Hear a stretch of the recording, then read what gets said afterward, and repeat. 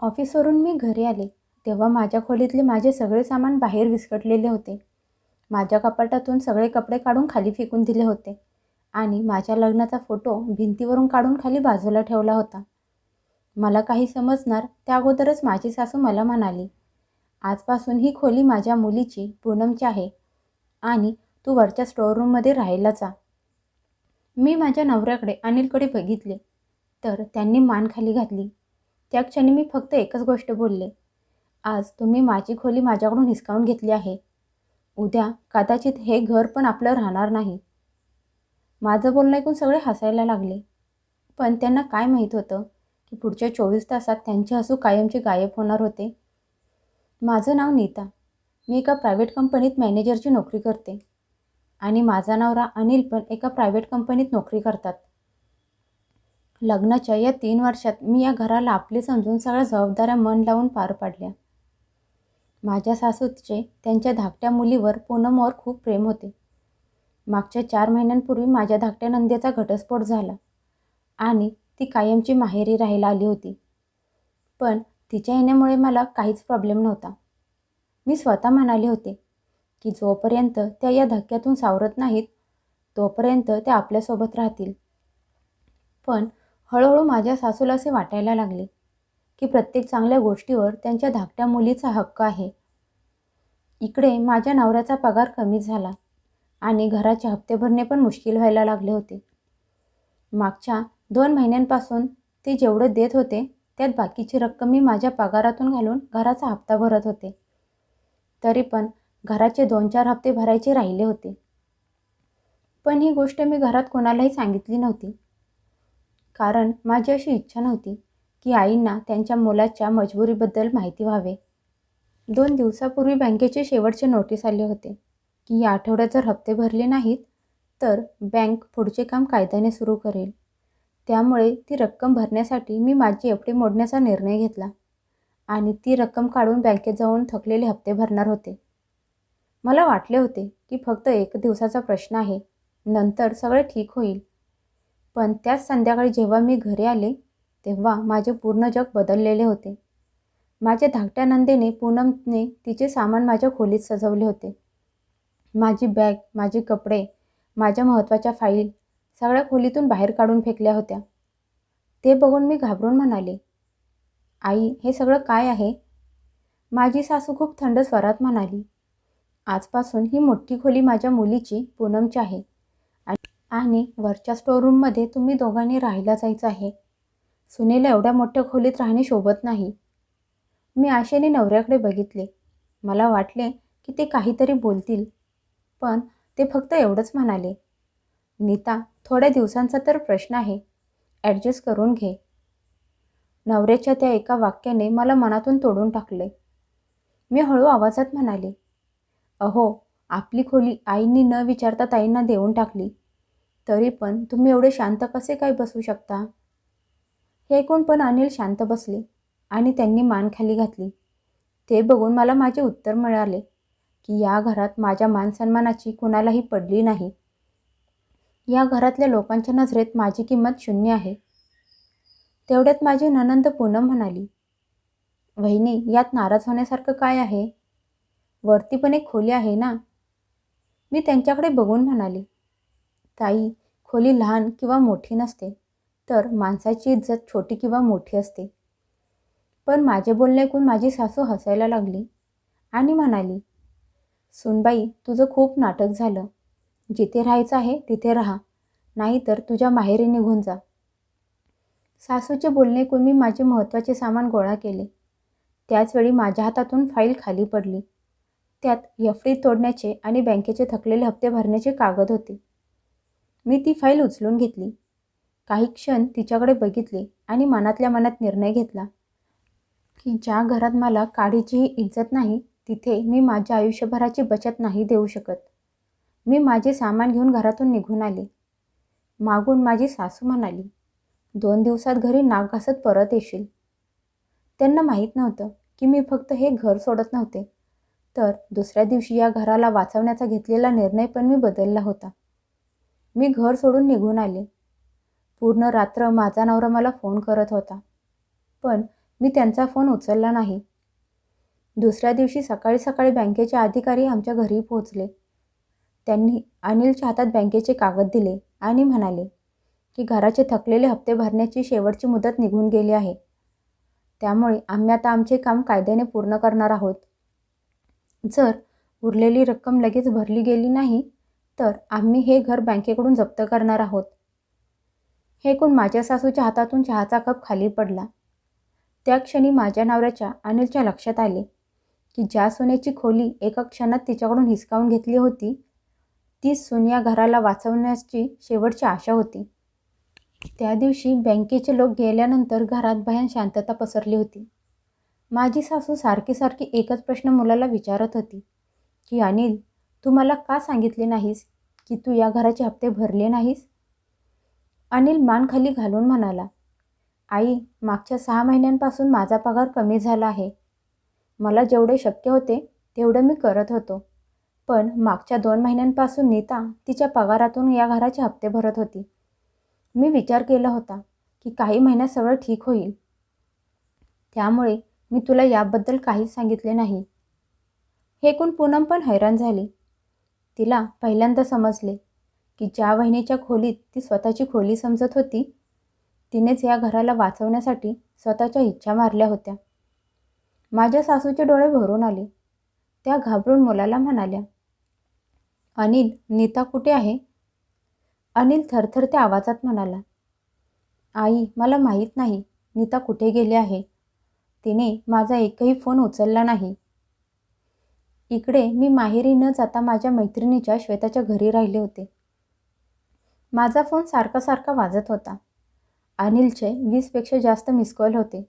सासूचे पण miss call होते. तर माझ्या नंदेचे, पूनमचे मेसेज आणि कॉल पण आले होते. पण यावेळी मी काहीच उत्तर दिले नाही. श्वेता हळू आवाजात मला म्हणाली, मग यावेळी घरी परत जाण्याचा विचार आहे का नाही? मी म्हणाले, ज्या घरात माझी इज्जत केली जात नाही, ज्या घरात माझा सन्मान उरला नाही, मग तिथे फक्त मी ते घर वाचवण्यासाठी का म्हणून जाऊ? त्याचवेळी माझ्या फोनवर बँक मॅनेजरचा फोन आला. ते म्हणाले, मॅडम, तुम्ही जी मागच्या 6 महिन्यात रक्कम जमा केली होती त्यामुळेच ते घर लिलाव होण्यापासून वाचले होते. उद्यापर्यंत उरलेली रक्कम जमा केली गेली नाही तर त्या घराच्या लिलावाची प्रक्रिया पुढे सुरू होईल. हे ऐकून मी फक्त एवढंच म्हणाले, आता त्या घराचा निर्णय मी नाही तर त्या कुटुंबातले लोक घेणार आहेत. संध्याकाळपर्यंत अनिल मला शोधत शोधत माझ्या मैत्रिणीच्या घरी पोहोचले. त्यांचे डोळे लाल झाले होते. ते दारातच उभे राहून म्हणाले, नीता, आपल्या घरी परत चल. माझ्याकडून खूप मोठी चूक झाली. मी त्यांच्याकडे बघून म्हणाले, अहो, अशी तुमच्याकडून कुठली चूक झाली आहे? माझी खोली माझ्यापासून हिसकावून घेण्याची की हे लपवून ठेवण्याची की त्या घराचे हप्ते मी भरत होते? अनिलजवळ याचे काहीच उत्तर नव्हते. ते फक्त एवढंच म्हणाले, मी आईच्या समोर कधीच बोलू शकलो नाही. मी कडक आवाजात म्हणाले, हीच तर तुमची सगळ्यात मोठी चूक आहे.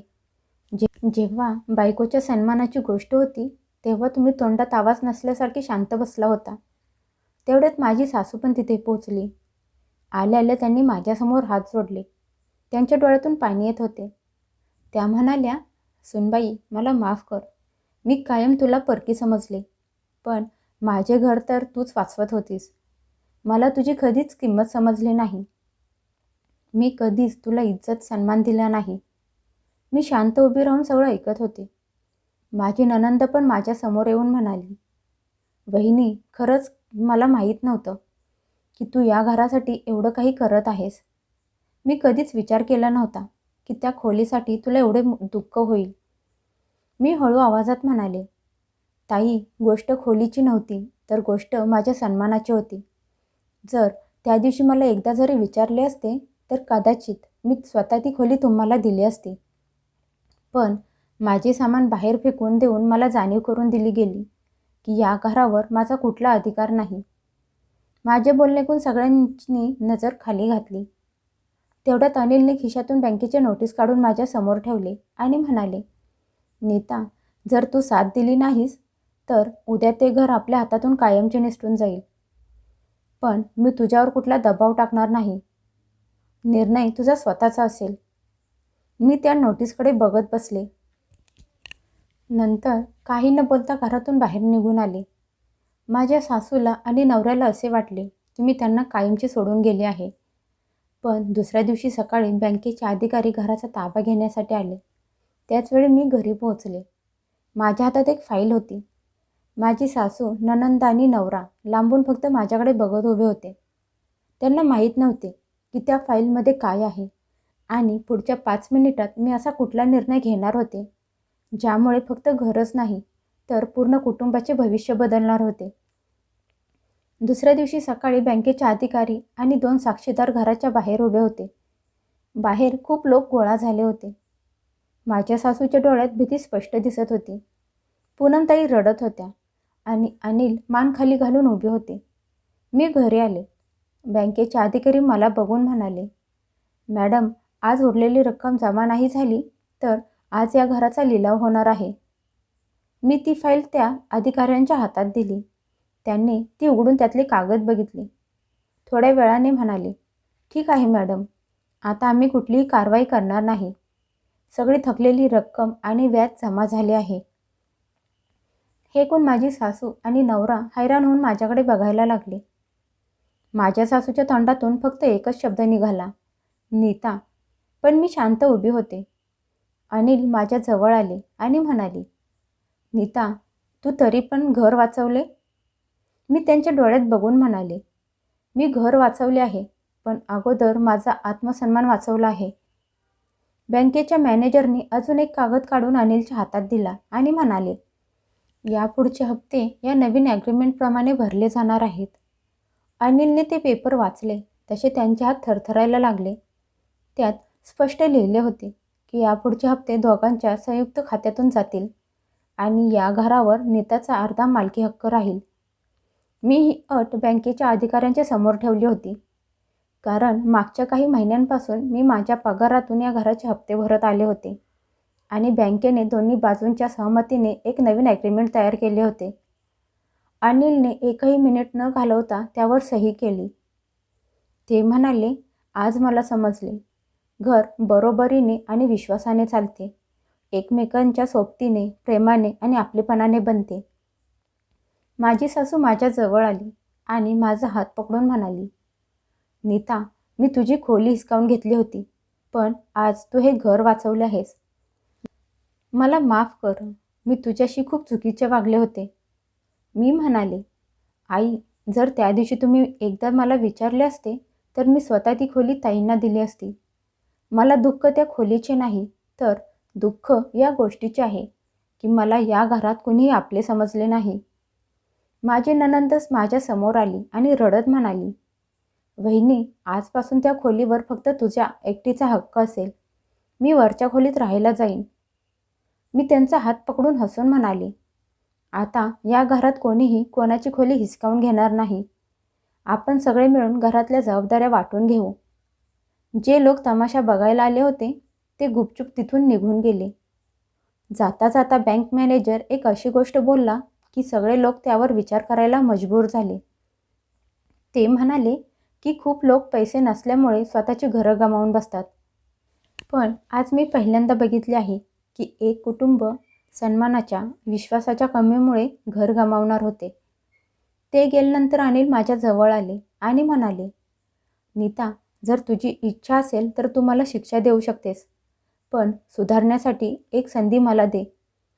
यावेळी मी तुझ्यासोबत उभा राहीन, मग समोर कोणीही असू दे.